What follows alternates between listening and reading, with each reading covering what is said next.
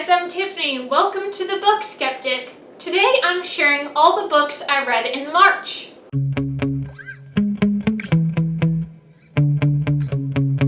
The first book I read was Eve of Man. She survived against all the odds. The first girl born in 50 years. They called her Eve. On the first day, no one really noticed. All those babies wrapped in blue blankets. Not a pink one in sight. On the third day, people were scared. A statistic defying abundance of blue. Not just entire hospitals, not only entire countries, but the entire world.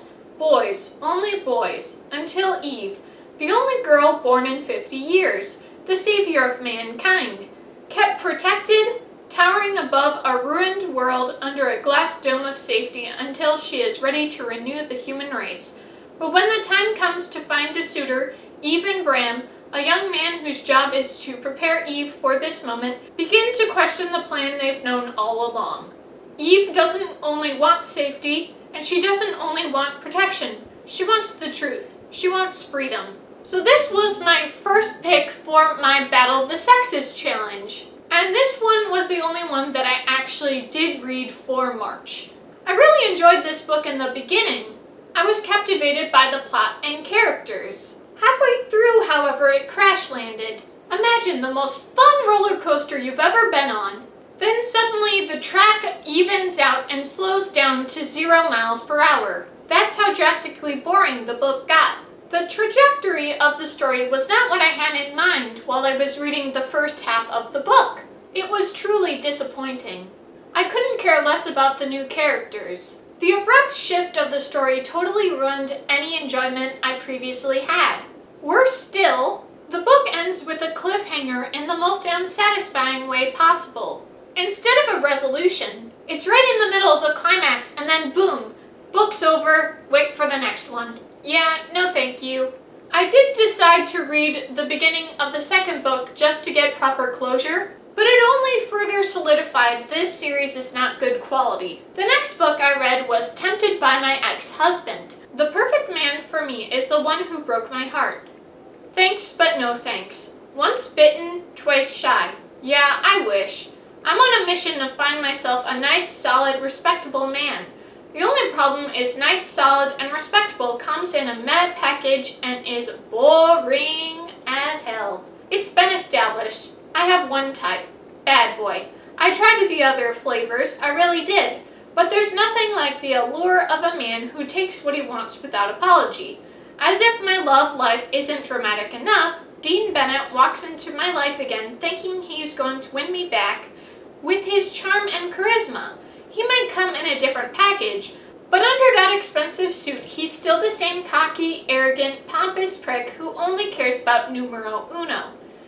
I'm not that naive young girl anymore, so I have to ignore the fact that the way he looks at me practically sets my pants on fire. Everyone deserves a second chance to right a wrong. The problem? He's not just an ex-boyfriend. He's my ex-husband. I really enjoyed this book. I don't think this is like 4-star or 5-star quality. I think 3 is pretty decent for this book. Like, I had a pretty good time. I did enjoy the characters. I liked the funny banter that the girl had with her friends and the banter that she had with the love interest. In general, this book really worked for me. And so it turns out that actually this is the second book in this series called Chicago Law, so I kind of skipped past the first one. But it's actually good that I did because this one was the most interesting one. The next book I read was actually the first one for Chicago Law, which is Smitten with the Best Man. Fate has sent me a charming, sexy, hot as hell lawyer who knows how to negotiate his way into my pants. Great, right? Too bad he was the best man at my wedding. I didn't swear off all men after my divorce, but I sure as hell swore off anyone remotely like my ex. On the top of that list, attorneys. Everyone knows they can't be trusted. Been there, done that. Burned the t-shirt. Now that I've moved back into my childhood home in Chicago, my focus is my daughter, my mom, and me. I haven't given up on finding my happily ever after. It's just on hold indefinitely. Yup, life is in a real upswing. Then I see Reed Warner again. and I'm reminded of all my past mistakes. I push him away, but somehow he weasels his way into every part of my life, not willing to take no for an answer. In spite of my better judgment, I can't stop thinking about the way his designer suits fit his muscular frame, or the way his blue eyes seem to eat me up with every glance. Reed is like the equivalent of a chocolate eclair, and my willpower is fading fast.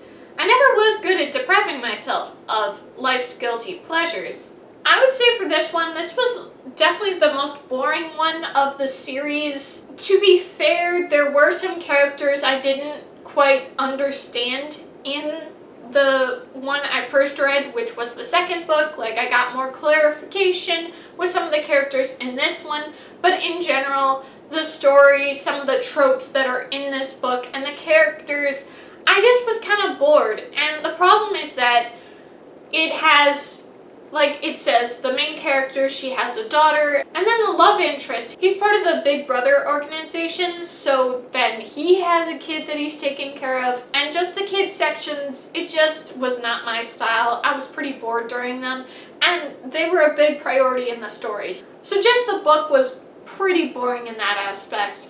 I do think this guy Reed, he was the sweetest one of the three guys that are in this series, but yeah, just the pairing, all the whole thing, the writing, just, it didn't work for me. I was just pretty, like, kind of just getting past it. Like, if I had tried to read this first, I probably wouldn't have read this series. And to finish off the Chicago Law series is the third one, which is called Seduced by My Ex's Divorce Attorney.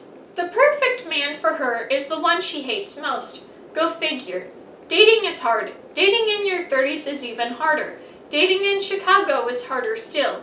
I haven't given up on finding my happily ever after, but in the age of swiping right and Netflix and chill, I'm wondering if everything is as temporary as my marriage turned out to be. Truth is, there's one guy I can't get my mind off of. Rorick Baldwin has salt and pepper hair I've dreamed of running my hands through, and I'm pretty sure that if I checked, he really does have a six-pack of abs underneath his suit. And I've always wondered, The problem? He's the only man I hate more than my ex-husband, his divorce attorney. This one was okay. I definitely wasn't sold on this love interest. Like, this guy was supposed to be 42 or 43. I'm just like, oh, it's so old. You know, I couldn't look past it, you know. And then there were like some small town moments, and some of the tropes here just weren't my thing.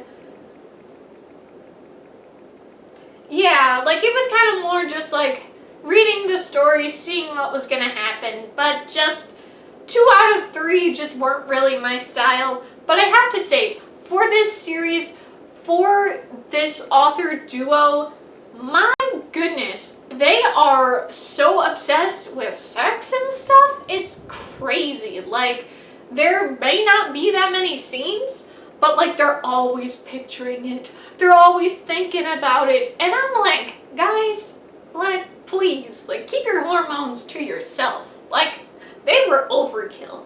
Beyond overkill. It was just insane. I was like, please stop. Like, there was good banter. There were humorous moments, but that definitely, you know, turned me off. I was like, I don't like it. It gives me the ick. You know, it's like, please, like, calm yourself. And that's also a big part of the problem with this series, is I could totally see why they were attracted to each other, but I don't know why they liked each other.